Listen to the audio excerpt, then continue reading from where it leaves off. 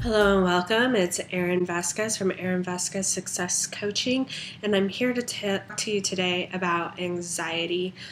This week, or video is being recorded during a week where there have been two high-profile suicides. Both Kate Spade and Anthony Bourdain took their own lives, and I did a couple of other videos about depression, what to do if you're suffering from depression, and what to do if you have a loved one suffering from depression, and how to help them. And since depression and anxiety are such common bedfellows, I thought I would do a couple of videos on anxiety as well. And here it is. I want to give some insight on anxiety. And even though there isn't a whole lot of like solid facts about it that I know of, please let me know if I'm wrong, or if there's any factoids that you could send my way. I'm totally open to it.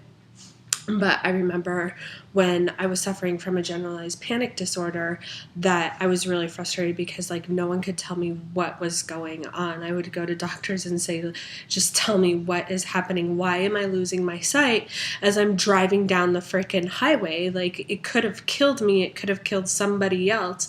And it was debilitating. It really diminished the quality of my life, and it was going hand in hand with a 20-year experience of depression.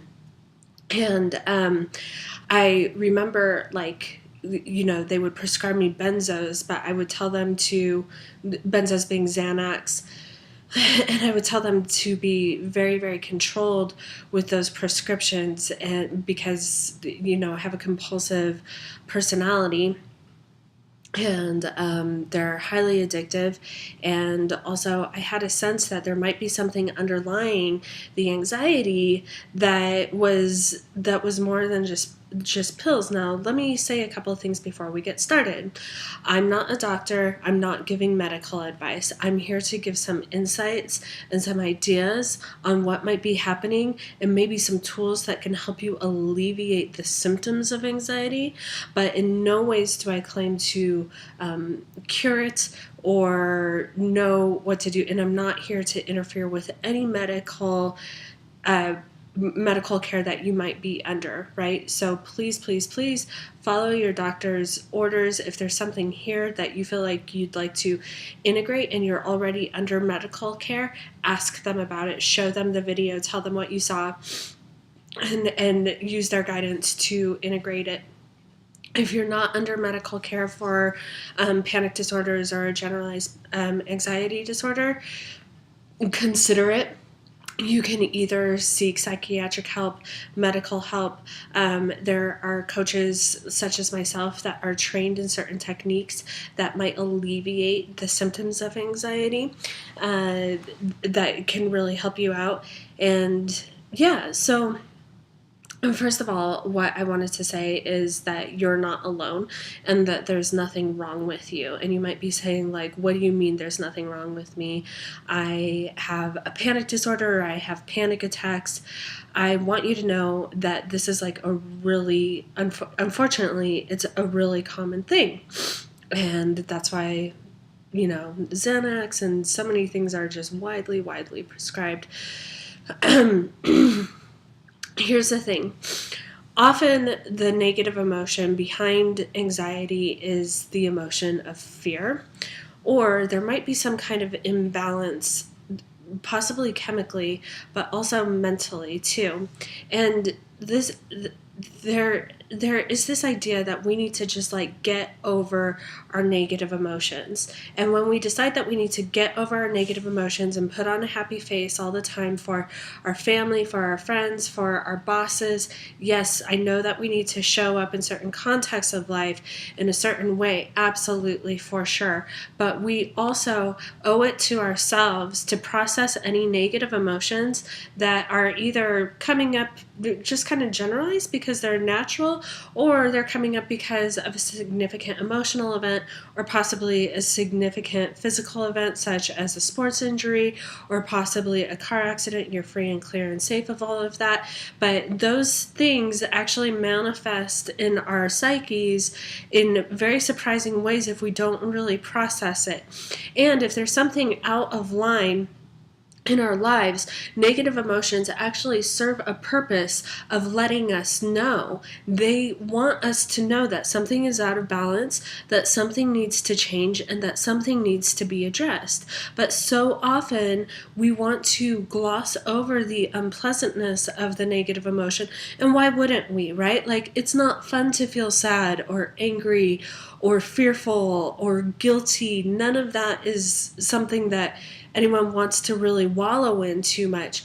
But if we just push it to the side, or if we suppress it by staying busy, staying inebriated, or keep self-medicating with any kind of drugs, whether it's illicit, legal, other, whatever it is, then those emotions don't fully go away. And in fact, they act as like a splinter cell, and they're always there, and they're going to like attack the rest of everything else and sabotage things unless we fully process and fully integrate whatever happened to cause that negative emotion in the first place. So, for example, with my anxiety, I don't want, in fact, let me switch that language. With the anxiety that I used to experience, by the way, you can also choose to stop saying my anxiety, my depression, because by owning it with your language, it's actually going to keep on owning you, right? So just little tweaks in your language can help you out there. Anyway, the anxiety that I used to experience on a really regular basis was an indication of fear in so many different ways. So probably the most recent was the disconnect between knowing what I wanted to do and not being able to figure it out. And then another layer was like I didn't feel worthy of doing what I wanted to do. So there were all these things working together, and at the same time, despite the fact that I really love my marriage and I'm so grateful for the relationship, being a military spouse introduces a lot of really interesting elements that I wasn't fully like psychologically prepared for. Because you don't know what you don't know until you know that you don't know it. So there were all of these things going on, and I'm talking about like the most recent. So this was 2 years ago, actually, 2 years ago. So when all of that was happening, it was just a loss, a confusion, and a feeling of like complete hopelessness. So I would wake up with this generalized like anxiety in my chest. And then I think I had learned through behaviors that losing my sight once on the highway caused more fear about driving down the highway, and it turned into a self-fulfilling prophecy. Now, it spread out to other places as well. Like, so I would be in a public place that was really crowded in a social situation, and they're just like trying to like save face and like be cool because I needed to like show up for my friends and everything. No, like I wasn't being truthful. I would have to like run and breathe and like go like freak out for a second and then come back to the group, guzzle a glass of wine. That would suppress everything. Again, the splinter cell of whatever fear that was going on. It would, it would just suppress it for a moment, but it added to the cycle. So what I'm trying to say is that there's actually a function to the panic. There's a function to the anxiety. I think the function to mine was saying, hey, you have to start stepping into your truth. You have to start figuring out what it is and stop messing around. And what I mean by what it is, like what I needed to do in my life to really take responsibility for my wellness and everything, especially as this journey of a spouse, as a military spouse, and having certain values of independence, of contribution, of growth. So So it was the fear of saying, like, you really have to get this together. The execution of the fear is no bueno whatsoever. Anyone who's had a panic attack knows that it can vary from like just kind of like a really almost like irregular heartbeat to being convinced that you're going to die. It's not a joke. It's really fucking scary. So I want you to know that the fear is there. So if you suffer from anxiety, the first thing I would invite you to do is to change your orientation to the idea of anxiety, because I know back in the day, I would just try to shut it down immediately. Like, why won't it go away? Why won't it go away? Why won't it go away? What I invite you to do is to change your orientation when it shows up to curiosity, which might sound really strange, even especially while you're suffering. So if it shows up, if the anxiety shows up the next couple times, just ask it, why are you here? What do you need to tell me? What am I not addressing? How can I help you? How are you trying to help me? Because the anxiety is probably rooted at some kind of unconscious level. And our unconscious mind actually has our best interests at heart. It just needs training, direction, and commands and awareness. So once we start acknowledging some of the things that are happening at an unconscious level and sort of soften the resistance and start getting curious about it, our orientation to the emotion automatically changes, right? So that would be my first suggestion, and see what comes. And maybe nothing comes the first time, or the second, or the third. But if in the midst of the suffering, you can remember this advice and ask it, what is it that you want to serve me with? And actually say thank you to it, you're going to switch your orientation. You're going to change the relationship with the anxiety so that you're partnered with it, right? Instead of resisting it, you're integrating with it to serve a higher purpose together, right? Okay. So that would be my first tip. Get curious about it. And be patient with this.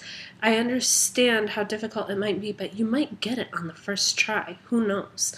So next time you're feeling anxious, just say, cool, what are you trying to tell me? What do I need to know? How do you need me to be? How do you need me to show up? What do I really need to listen to? Now, the second part is, if something does come to you while you're asking those questions, write them down, right? Because it's very likely that you have some work to do. I know that when overcoming my limiting beliefs about what I should be doing, coaching, it was terrifying to say that I wanted to be a coach. There were all these things like, who am I to do that? Who am I to help other people? On and on and on. All sorts of different things, right? Like, I thought I had to be Tony Robbins in order to do this effectively, to be worthy of prosperity, to be worthy of abundance, to be worthy of trust. So there were a lot of things that I had to do and look at in myself, right? And then go and sort of like talk to my husband and be like, what is this going to look like? And luckily I have an amazing partner who's like, yeah, go do that. Right? So, and then coming out to the family and overcoming some of like the external obstacles, that's a whole different discussion. We don't need to talk about the anxiety, but what I'm saying is that the anxiety is probably going to show you that there's some work to be done. It's not like you ask the question like, oh, hey, what do I need to know? And then it gives you a simple answer. There's probably a little journey that you need to take. Again, there's a lot of tools and techniques out there, whatever resonates for you. You can find that either through psychiatric help. There's a lot of coaches, there's a lot of healers out there that can help you with certain things, and integrating all of the things that the anxiety is revealing to you. Okay, so write it down. Start getting honest with it, right? Start getting honest with yourself and at peace with it, because I know I was suppressing so much. All right, so then I want you to notice if you start experiencing anxiety at certain times. Are there certain triggers?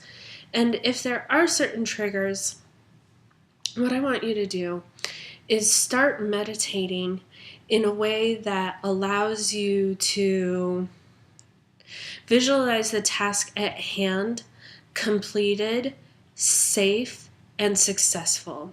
Because anxiety is very often a story about the future that doesn't feel good to us. For me, the anxiety that I experienced was a story about the future where I was really selling myself short, right? Where I was just really settling for less than I knew I could be. So there's a meditation that you can do, and maybe I'll just put one up really easy today and link to it in the description for this video.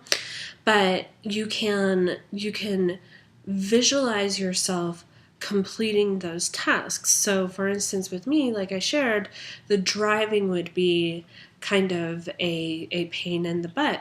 I'm still unlearning those behaviors. I'll say that I have unlearned those behaviors because I've driven in highways in Los Angeles, San Diego, Las Vegas, and most recently I drove over a bridge over water, which was that was something I was not able to do 2 years ago. So in order to start making those steps, I did a lot of visualization. I visualized myself arriving at my destination safe and happy. I would think about the actual process of that, how much fun it would be to listen to music, or maybe I'd be listening to a really interesting podcast that would help me build my skills, something like that. And then really just filling into the event of being successful of that. Right? Okay. So let's see. Anything else with anxiety? Be sure that you are taking care of yourself. And this might sound trite. This might sound like I'm turning into my mother, but I probably am. Look, I'm going to be a mommy. This might sound trite, but drink a lot of water. Make sure that you're exercising. Surround yourself with people that feel good to you, that have the right kind of energy, that are supportive of you. If you are if you desire to go east and everyone's saying, well, we got to go west, we got to go west, we got to go west, and you're listening to that and you're like, what's wrong with me? Because I want to go here. That again, that's kind of like that splinter cell. You need to be with other people who are going to support your desires, your narratives, and your values. So the people that you are around are really, really important.